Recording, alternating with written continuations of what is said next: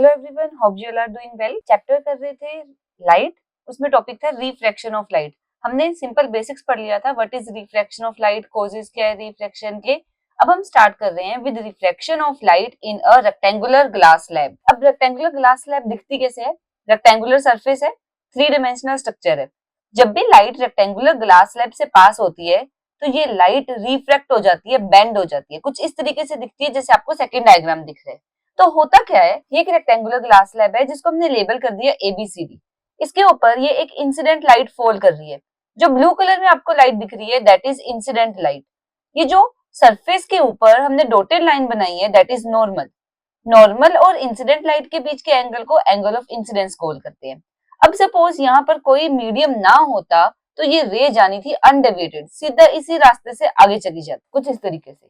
But क्योंकि rectangular glass slab के ऊपर है एयर और ये रेक्टेंगुलर ग्लास स्लैब बनी हुई है ग्लास की, तो मतलब मीडियम चेंज हो रहा है।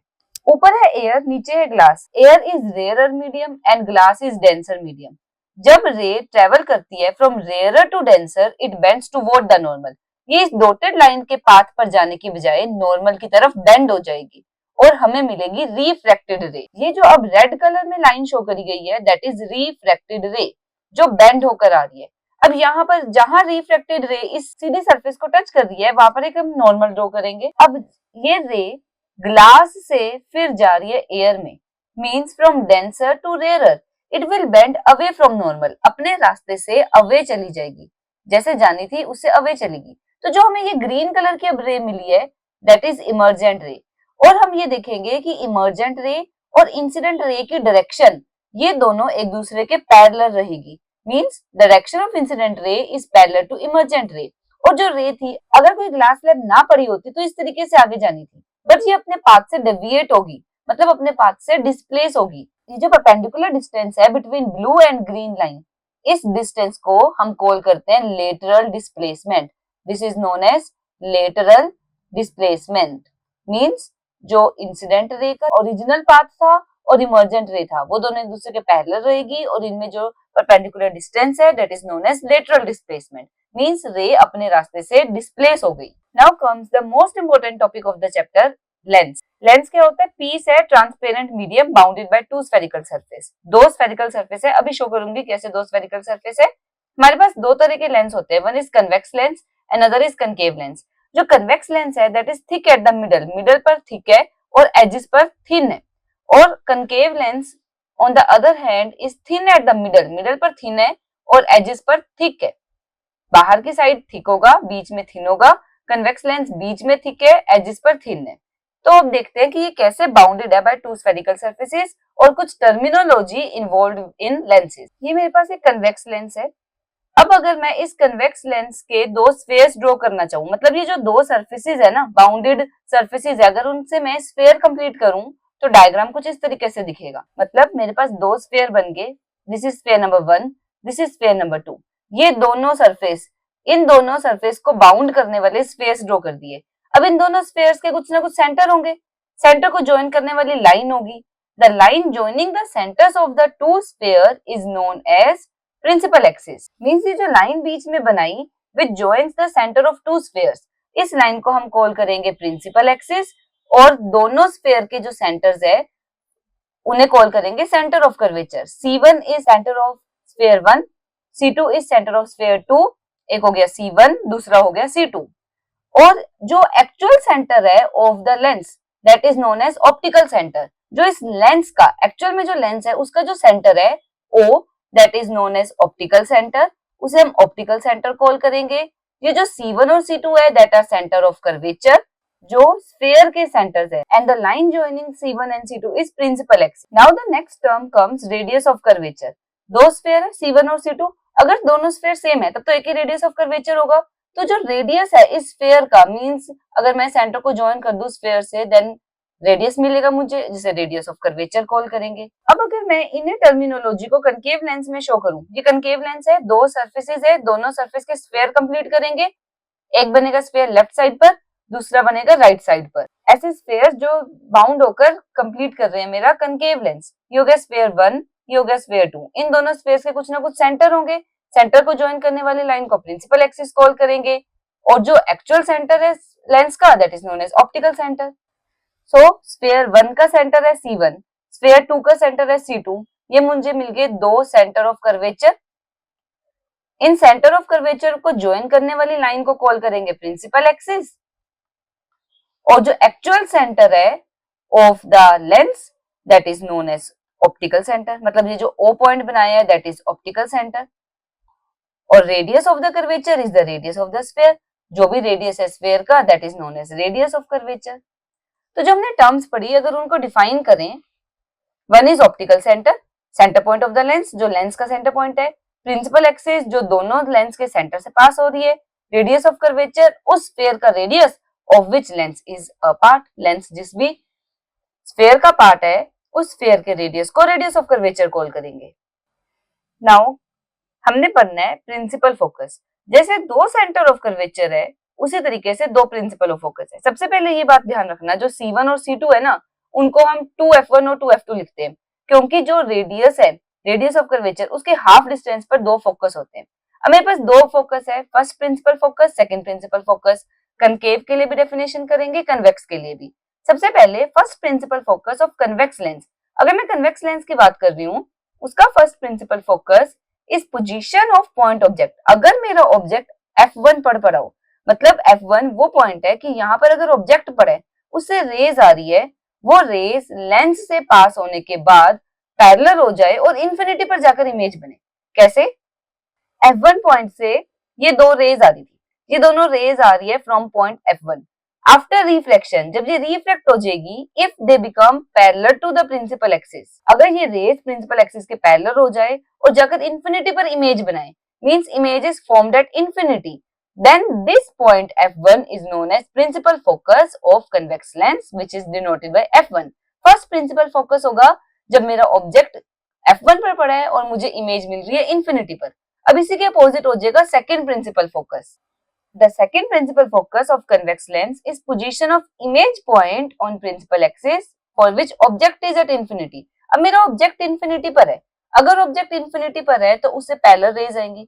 ये पैरेलल रेज आ रही है, ये रिफ्लेक्ट होकर किसी एक पॉइंट पर मीट करेगी, ये मीट करती है जाकर F2 पर, मींस F2 वो वाला पॉइंट है जहां पर मुझे इमेज मिल रही है। देखो ये रेज रिफ्लेक्ट होकर F2 पर मिल गई, मींस यहाँ पर इमेज बनी। तो focal point 2, second focal principal is the image point. वो इमेज पॉइंट है जहां पर अगर ऑब्जेक्ट इंफिनिटी पर है वो रेज आकर मीट करे। सो हमने प्रिंसिपल फोकस कर लिए फॉर कन्वेक्स लेंस। अब जो ये डिस्टेंस होता है ना, पिछले वाली फिगर में भी, इसमें भी जो ये O पॉइंट है, O से लेकर F1, ये जो डिस्टेंस है that is known as focal length. इसे हम फोकल लेंथ कॉल करेंगे। ऐसे ही जो नेक्स्ट डायग्राम है, इस डायग्राम में भी distance between O and F2, ये जो ऑप्टिकल सेंटर और F2 के बीच का डिस्टेंस है that is known as focal length. अब हमने फोकल लेंथ कर ली for convex lens. Now coming to concave lens. Concave lens के लिए first principal focus of concave lens is a virtual position. Virtual point है of image on principal axis, मतलब वो point जहां पर मेरी इमेज बनेगी अगर ऑब्जेक्ट इज एट इंफिनिटी। मेरा ऑब्जेक्ट पड़ा है इंफिनिटी पर, अगर ऑब्जेक्ट इंफिनिटी पर है तो उससे कैसे रेज आएंगी? Parallel raise. ये पैरेलल रेज आ रही है, ये आ रही है फ्रॉम इंफिनिटी। अब ये रेज असल में मीट नहीं करेगी, मुझे लगेगा कि ये किसी एक पॉइंट पर जाकर मीट कर रही है, क्योंकि मैंने वर्ड यूज किया है वर्चुअल।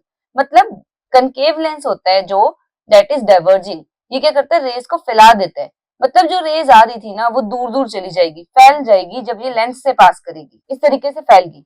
अगर मैं इन्हें बैक प्रोड्यूस करूंगी, ये जो दोनों आपको ग्रीन कलर की रिफ्लेक्टेड रेज मिल रही है, अगर मैं इनको बैक प्रोड्यूस करूं तो मुझे वो किसी एक पॉइंट से पास होती हुई दिखेगी। वो पॉइंट फर्स्ट प्रिंसिपल फोकस होगा ऑफ कनकेव लेंस। ये देखो, जब मैंने इनको बैक प्रोड्यूस करा ऐसे लग रहा है किसी एक पॉइंट F1 पर मीट हो रही है, means F1 is the virtual position of image, जिसे हम फर्स्ट प्रिंसिपल फोकस बोलेंगे of the concave lens. Now second principal focus. Concave lens का सेकंड प्रिंसिपल फोकस वो वर्चुअल पोजीशन है ऑफ ऑब्जेक्ट की। मतलब अगर मुझे ऐसा लगे कि रेज उस पॉइंट से आ रही है for which image is at infinity, image बननी चाहिए इंफिनिटी पर, ये रेज आ रही है, ये जो रेड कलर में है ये इंसिडेंट रेज है। अगर मैं इन्हें बैक प्रोड्यूस करूं तो ऐसा लगेगा कि ये F2 से आ रही है, मतलब वर्चुअल ऑब्जेक्ट बन गया। असल में तो ऑब्जेक्ट F2 से तो रेज आ नहीं रही, मतलब जो मेरा ऑब्जेक्ट है वो वर्चुअल ऑब्जेक्ट बन गया।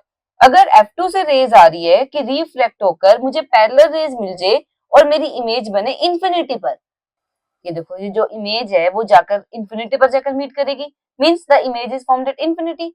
तब मैं इस वर्चुअल पोजीशन ऑफ ऑब्जेक्ट, ये हो गया ऑब्जेक्ट, तो ऐसा लग रहा है कि F2 पे पड़ा था बट असल में तो है नहीं, मतलब वर्चुअल पोजीशन बन गई ऑब्जेक्ट की। This point is known as second principal focus of concave lens. Rules for ray diagram in lenses. जब हम लेंस में रे डायग्राम्स बनाएंगे उस वक्त हमें क्या रूल्स फॉलो करने हैं? रूल 1 कहता है the ray drawn parallel to principal axis. जो रे प्रिंसिपल एक्सिस के पैरेलल है वो या तो फोकस से पास करेगी या will appear to pass through focus, ऐसा लगेगा कि वो फोकस से जा रही है। मींस जो रे प्रिंसिपल एक्सिस के पैरेलल है, ये रे आई प्रिंसिपल एक्सिस के पैरेलल। कन्वेक्स लेंस के केस में it will pass through focus, ये रे रिफ्लेक्ट होकर फोकस से पास करेगी। ये जो ग्रीन रे है वो रिफ्रैक्टेड रे है, रिफ्लेक्ट होकर रे फोकस से पास कर रही है। जो रे प्रिंसिपल एक्सिस के पैरेलल है वो रिफ्लेक्ट होकर फोकस से जाएगी। अगर मेरे पास कन्वेक्स लेंस की जगह हो concave lens, then appear to pass through focus, ray असल में फोकस से पास नहीं करेगी बट मुझे लगेगा बैक प्रोड्यूस करने पर कि वो फोकस से जा रही। ये मेरा कनकेव लेंस है, इंसिडेंट रे आनी चाहिए parallel to the principal axis, ये रे आई parallel to the principal axis. After reflection it will appear to pass through focus, ऐसा लगेगा कि ये फोकस से जा रही है। ये देखो, ये रिफ्लेक्ट हुई, रिफ्लेक्ट होने के बाद जो ये मुझे ग्रीन रे मिली है, अगर मैं इसको बैक प्रोड्यूस कर दूंगी तो मुझे लगेगा कि ये F1 से पास हो रही है, मतलब ये जो रे है it will appear to pass through focus. जो ray parallel to principal axis आ रही थी it will appear to pass through focus. Now coming to rule 2। Rule 2 कहता है द रे पासिंग थ्रू और appear to be passing through focus become parallel to the principal axis. ये ray है, ये F1 से रही है, मतलब जो रे पास हो रही है F1 से, after reflection it will become parallel to the principal axis, ये प्रिंसिपल एक्सिस के पैरेलल हो जाएगी। ये रे होगी पैरेलल प्रिंसिपल एक्सिस के, means it is reverse of rule 1। Rule 1 का उल्टा है। रूल 1 में पैरेलल रे आ रही थी, रिफ्लेक्ट होकर फोकस से जाएगी, इसमें फोकस से आ रही थी, रिफ्लेक्ट होकर पैरेलल हो जाएगी। अब इसी का करते हैं for concave lens. Concave lens में the ray which appear to be passing through focus, ऐसा लगेगा एक जो रे है वो फोकस से आ रही है। ये देखो, ये रे है, अगर मैं इसको बैक प्रोड्यूस करूंगी ऐसा लगेगा ये F2 से आ रही है, ठीक है। अब ये ray after reflection will become parallel to the principal axis, ये रे प्रिंसिपल एक्सिस के पैरेलल हो जाएगी, पैरेलल होगी, means the ray which is appear to be coming through focus, जो दिख रहा है फोकस से आ रही है, after reflection becomes parallel to the principal axis. Now rule 3 is very easy. Ray passing through optical centre will emerge without deviation. जो ray O से आ रही है ना ऑप्टिकल सेंटर से, वो वैसे की वैसी आगे चली जाएगी, कोई डेविएशन नहीं होगा, कोई बेंडिंग नहीं होगी। Same in case of concave lens. ये ऑप्टिकल सेंटर है, जो रे ऑप्टिकल सेंटर से आ रही है it will pass undeviated without deviation, आगे चली जाएगी। देखो, अनडेविएटेड आगे चलेगी, जैसे आ रही थी वैसे आगे चलेगी। यहाँ तक हमने कर लिए rules for ray diagrams in lenses.